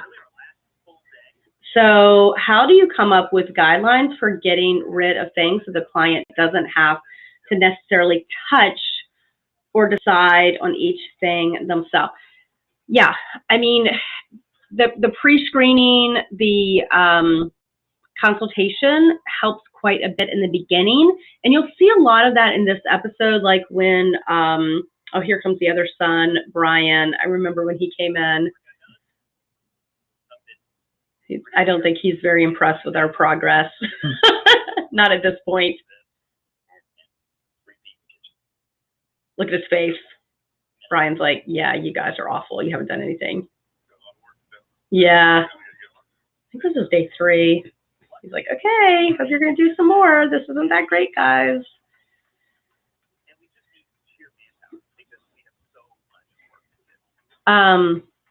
Yeah, so what's our question? Yeah, so for example, you guys saw me on, okay, this is really fun. Jenny and I are going to tackle that whole room. We've already kind of taken down the first layer. We're going to get that room done. We're getting it done today, right now. I think it only took us like 90 minutes, honestly, guys. So I'm going to work with Jenny on this room. And so we've already gotten some delegation from Dolores about what can go. And it's just about setting those rules and breaking things down, because like when Jenny and I did that room, like we had a rule because there was mouse droppings in that room, there was contamination. So we were just kind of making rules like linens, like pillows, blankets, and things. There were stuffed animals in that room. You know, any soft-sided things. Okay, that's going to be a throwaway because it's contaminated, unfortunately. So you just want to kind of make those bigger rules. And then as an organizer, I know, okay, you know, pillow with mice poop or mouse poop, you know, in the trash. And you're going to kind of break the project down into smaller categories and kind of work through it. You know, earlier, I think day 2, I was out in the front of the house, and those were some linens and things that were still in good condition, but I made a category of linens, I made a category of clothing, I made a category of books. We had made a rule that magazines can go. So it's a lot easier to think about categories. Yeah. Yeah, it's tough. Dr. Tolan's like, do you want the stuff for your family? It's, you know, it's tough. But yeah, you want to keep breaking it down. I will tell you, on this job, there was lots and lots of paperwork. We did have a shredding company come in. And so I told SteriClean, you know, if it's paper, put it over, you know, on this tarp, and I'll kind of deal with it later and separate into shredding, which I think I got to do that on day 4, on the last day. So you just want to break down bigger categories and set those rules. It's great if you can do that right from the beginning. If I'm working with a client in my local area, I'm going to try to set a lot of those rules. See how I'm going to try to set a lot of those rules during the initial consultation or the first day, and then as we're working together, we're going to keep establishing more rules.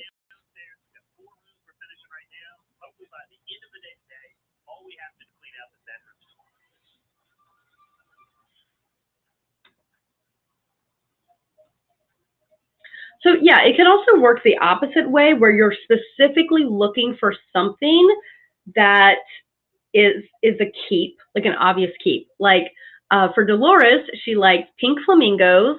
She liked bright yellow, lemon, like anything that was had lemons on it. Like we knew that she wanted to kind of set the table with these bright yellow colors. So it kind of works the opposite way. You know, you establish things that are definite trash, but you can also establish, hey, we're definitely going to keep, like we always keep photos.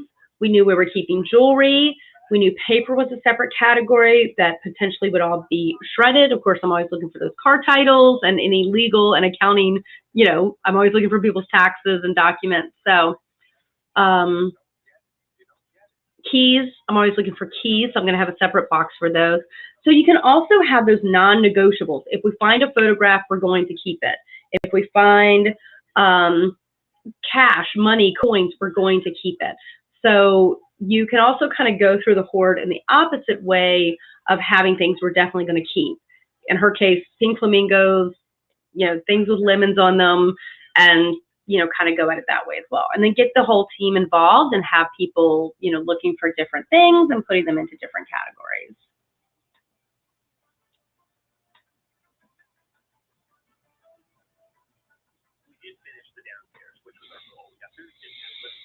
Look at that beautiful dining room.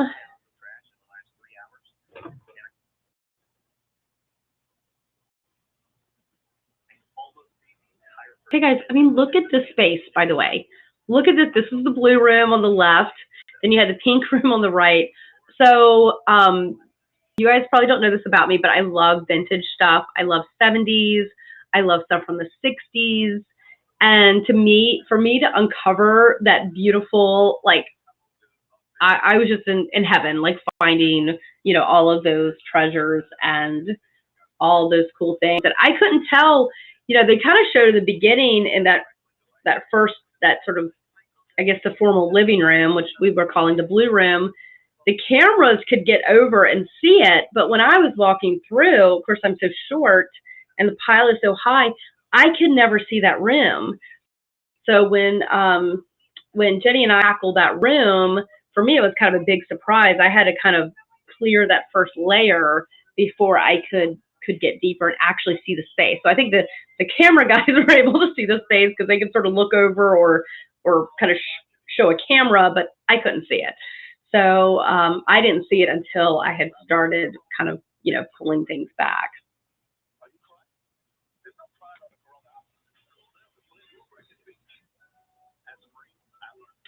But yeah, I mean, it's funny because they're saying, like, you know, trash or broken items may be easy. Sometimes they're not. And there's an episode coming up later in the season. I hope you guys will watch with me or watch the commentary for, where there were things that were broken, there were things that were damaged, there were things that were contaminated, and she was like, nope, we're not getting rid of any of them.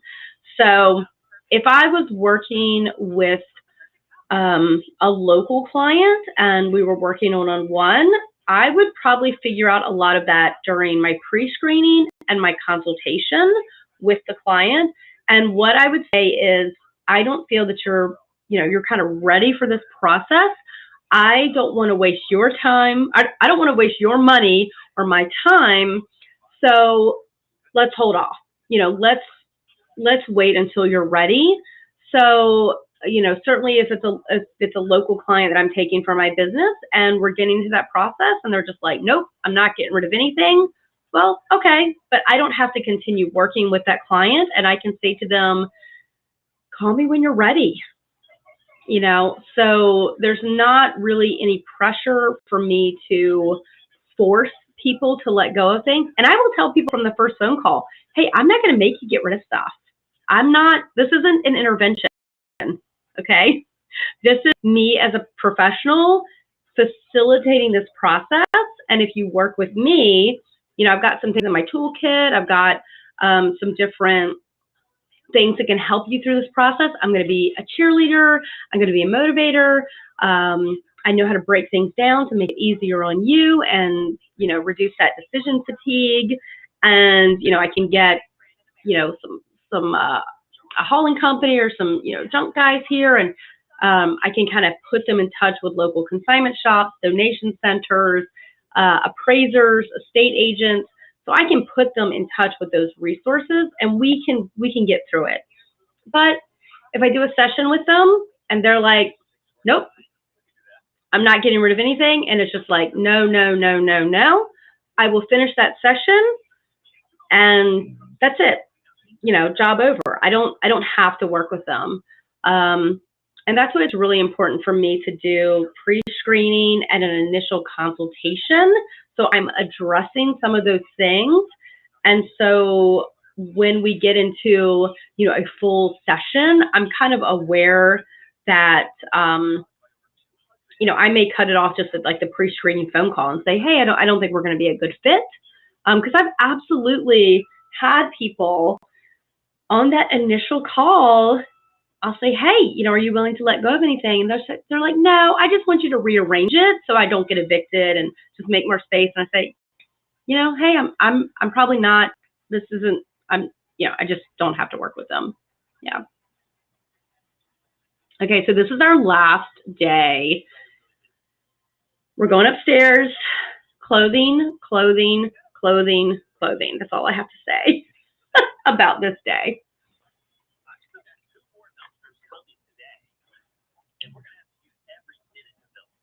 Yeah, those dumpsters were coming in and out. Now we have one on the sort of left side of the house. We've got one on the right side of the house. There's that blue room. Oh, we haven't gotten upstairs yet. Yep, that shredder's coming. Good. I'm glad they acknowledged that.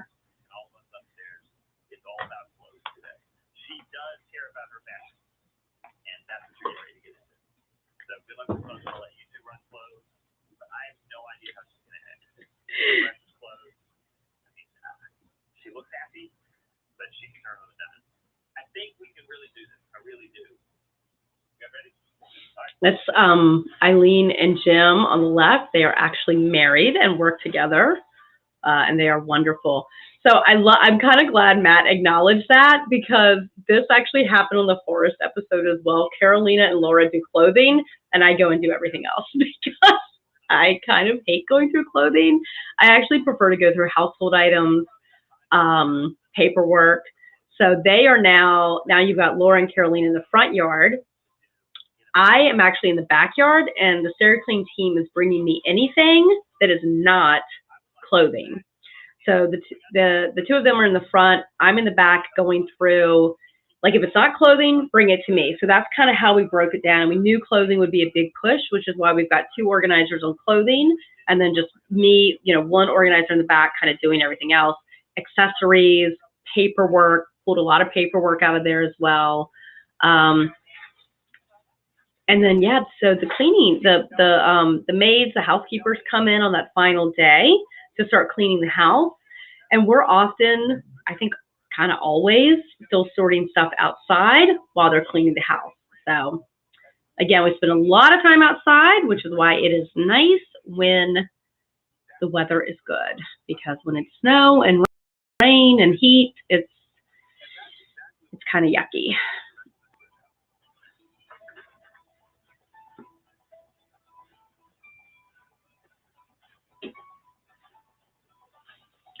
See how that's the paper. Yeah, good. Yeah.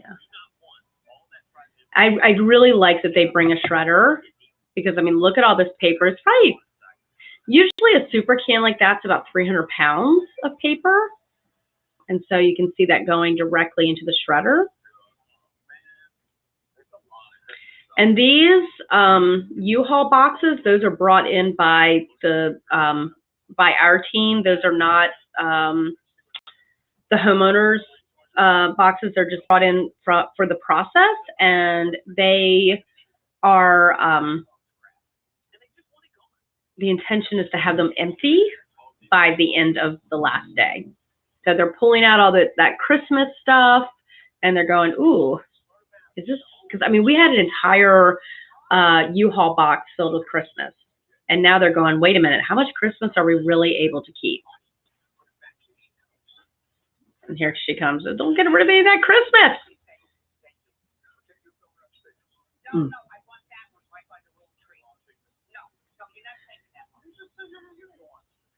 So they're trying to now store and organize all of that Christmas stuff in the garage and get it out of that U-Haul box.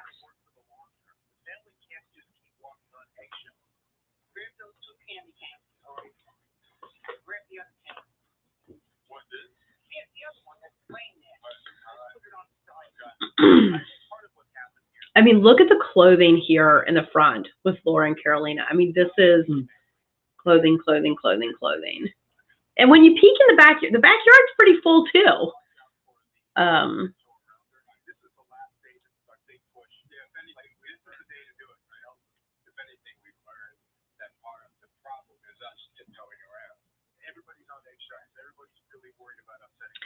Yeah, so God, he was so great. I mean, working with this family on enabling, that was a key piece. You know, what can they do to get some pushback so that, you know, the behavior change moves forward.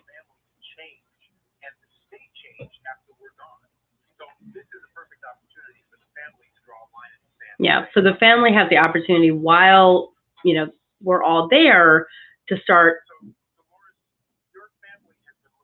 setting some physical boundaries on how much is being kept. So here we go. This is really important. I think we gave you plenty of items to set up Christmas. You have the tree, you have the other stuff. You got plenty of stuff for you to set up Christmas because we're getting rid of all this. All this is going to get donated. No. Right? This is good. Like, The ribbon is no. Blanket tip, I need my ribbon over there.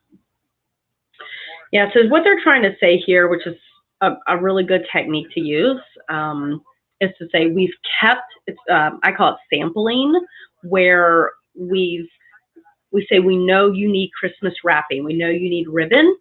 We have collected some ribbon, we've set it here, so you will not be without ribbon and, you know, wrapping and all those things. Will you let all this wrapping paper go and bows and everything, knowing that you are keeping this? Does it work?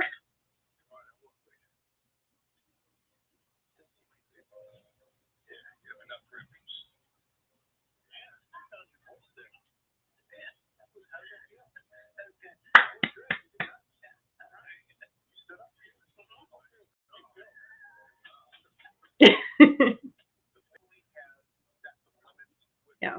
And so setting physical boundaries is really, really important, especially for the family members or other people who live in the space, to say, yes, we acknowledge you need, you know, Christmas wrapping or decorations or a tree.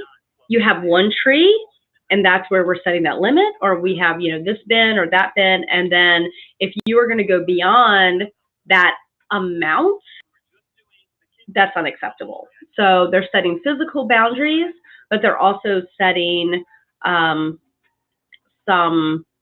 you know, really boundaries with what they're going to stand up to.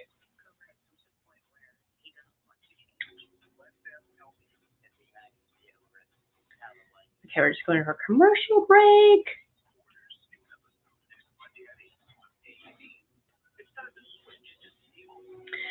But yeah, I mean, that's really such an important piece of all of this, especially if you live with someone who, you know, is shopping and saving and you know,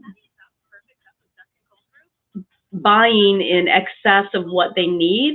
And also just if you're the person who's coming in as the organizer or, you know, a family and friend to help out, I mean, it's definitely a strategy I use. Hey, we're not here to throw away all your wrapping paper, but what is a reasonable amount of wrapping paper to keep? And it's nice if you actually have a container or a location, you know, okay, we are setting up, you know, this corner of the attic for all of your holiday decor. And so, you know, then I would go to, you know, all of the decor or wrapping or whatever category we're working on and say, okay, pick your best pieces, pick your favorite pieces. You know, if all of this was going out the door, what would you be most sad about leaving the house? And let them start picking, you know, some of those things that they absolutely cannot live without. And then you're also setting up this physical space to say, okay, now we have filled up, you know, 3 bins of ornaments and a whole bin of, you know, wrapping paper or whatever. And then you kind of set that physical boundary. And once that space is filled, you look at the excess, and then, you know, it's just a little bit of a negotiation. If they say, well, I really want to keep this piece. Okay, well, what can we get rid of in this area? And you can kind of work category by category that way by, you know, sort of sampling, downsizing, and then setting those physical boundaries. It's a really good technique. All right, guys, I think it's almost reveal time.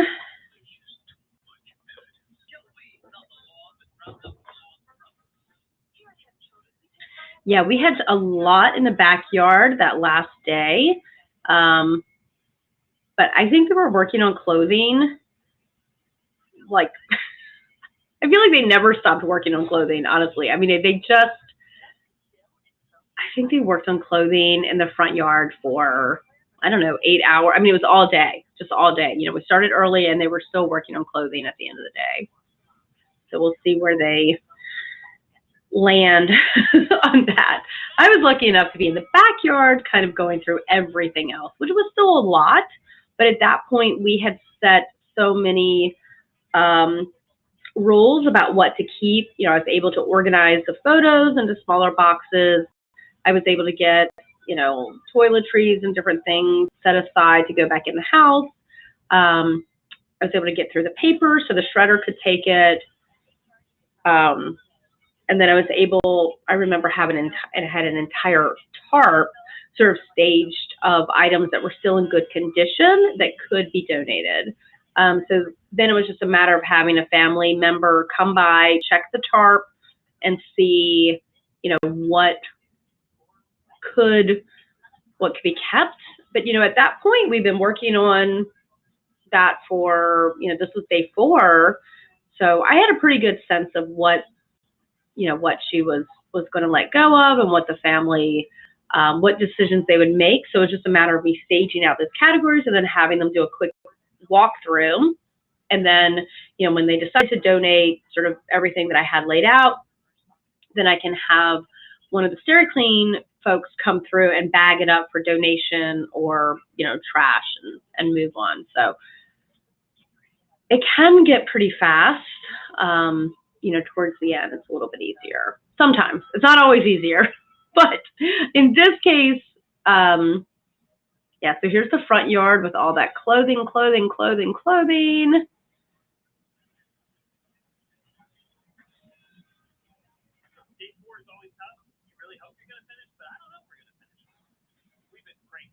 Yeah, Matt's kind of wondering, are we going to finish?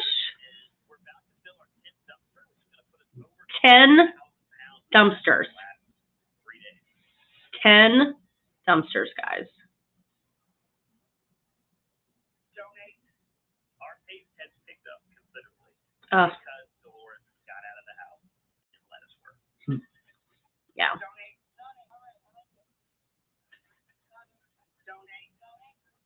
So they're just going through this clothing like one piece. Whew.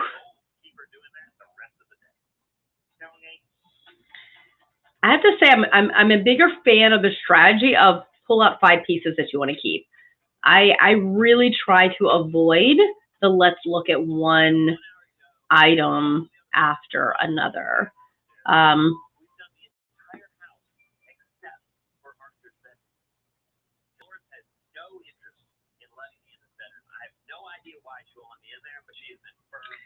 So Matt's trying to get into that last bedroom upstairs. shuts us down this last time, then Arthur is still stuck. You know, we're full of a bunch of junk. This is the part where I'm going to praise you. They've been going through clothing all day, guys. You're doing awesome. That's true. I don't want to spoil it. We're making a lot of progress upstairs. There's one room we're not in. And I know your opinion on it. I don't want to leave this place with your main bedroom full. And right now it is. What's the challenge? It needs to be done. It's out of control. It's totally, you're going to get a chance to keep a couple of things, but it has to be done. It's out of control. They're trying to get, I mean, we've emptied the garage. We've reclaimed the downstairs. We've gotten those other rooms cleared out. Of course, all the clothing is still out in the front, but they're going through it. In my dressing area, they could pick up the clothes. They could do that. I want to see the pool. Can I get all the clothes off the floor? Right. Yeah. So if we leave your closet alone, right, but we get the rest of the room. So she's saying, don't go into the closet, but you can clear the floor.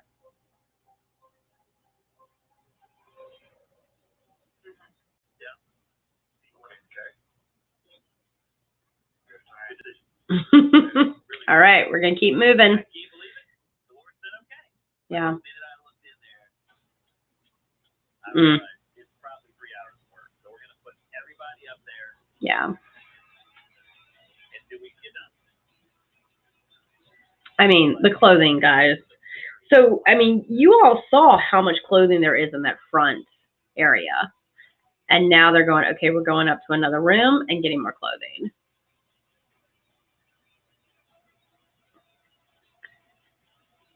I mean, this Dairy Clean crew was amazing.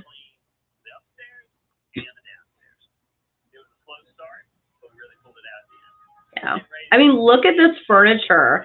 Look at, I mean, you're just, oh my gosh, this like oil fountain thing. Look at them! That's just crazy. Oh, nice carpet line. I remember finding that there was a cat and there was a dog. And it was really important that the cat stayed in that spot. This is a time capsule, guys. They have not stood in this room in a long time.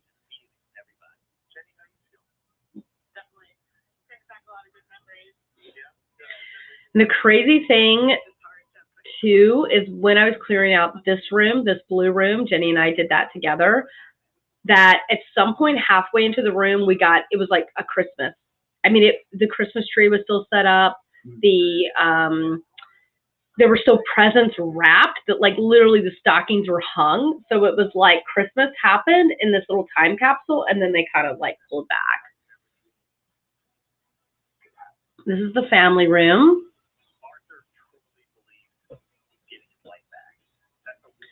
This is the kitchen. It's really incredible, guys. I mean, yeah. I was like, show them before. Yeah. I mean, you never even would think how, look at, I mean, the stoneware. It's a nice kitchen. It's a nice space. Yeah. Good. Yes, that was a new. New countertop. Yeah, new. Wow, nice. That was a nice kitchen. Okay. Of course, we're still going through clothing in the front, but we're getting there. Yeah. See, I never went upstairs in this house. I was always outside in the yard. Wow.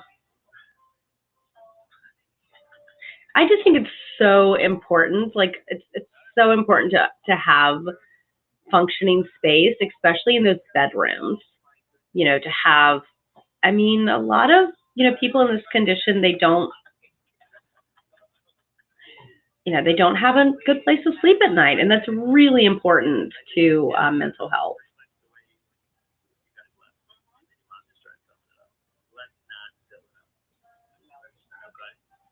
Hey. Okay, Matt Paxton saying it's a win. It's a win, guys. They have a chance. I mean, look at that. Just look at that bed. Oh my gosh. This furniture furniture is so ornate. It's really important to recognize that this is not the end of the story. This is the beginning of the story. That we got them off to a good start. Yeah. Now it's up to them.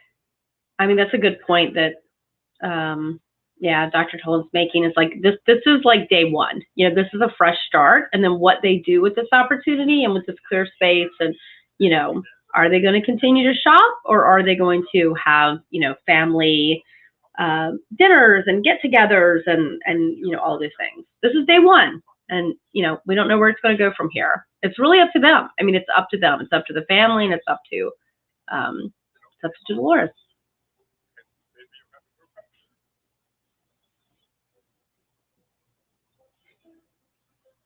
I think the real crisis here was his marriage. If this had gone on much longer, I fear that Arthur might have left.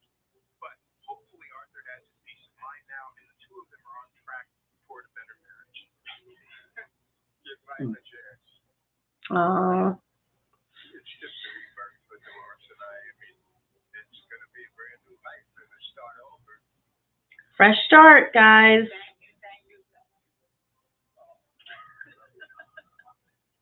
The other thing we've resolved here is that the kids can now bring the grandkids over to the house. And these grandkids have never been in the house. Oh, I wonder if they're gonna. I know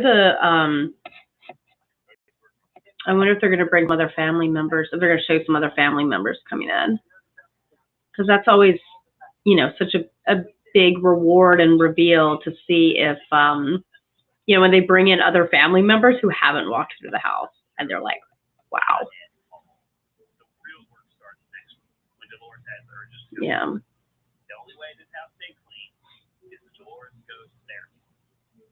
Yeah. I'm going to make sure that she gets the help that she needs. I think this family. All right, roll credits, guys. I think we may be able to keep this problem away for good. We'll see. We'll see. And I promise my children that this will not happen again. This is the beginning of the rest of my life. To live happily ever again.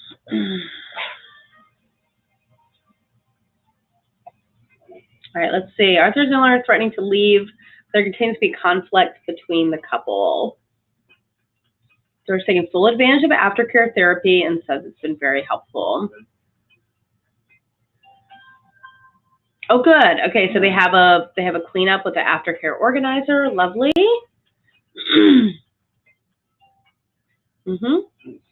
Yep. Yeah, I mean, so there was a question coming up as we're sort of wrapping up here, guys, and thank you so much for joining me.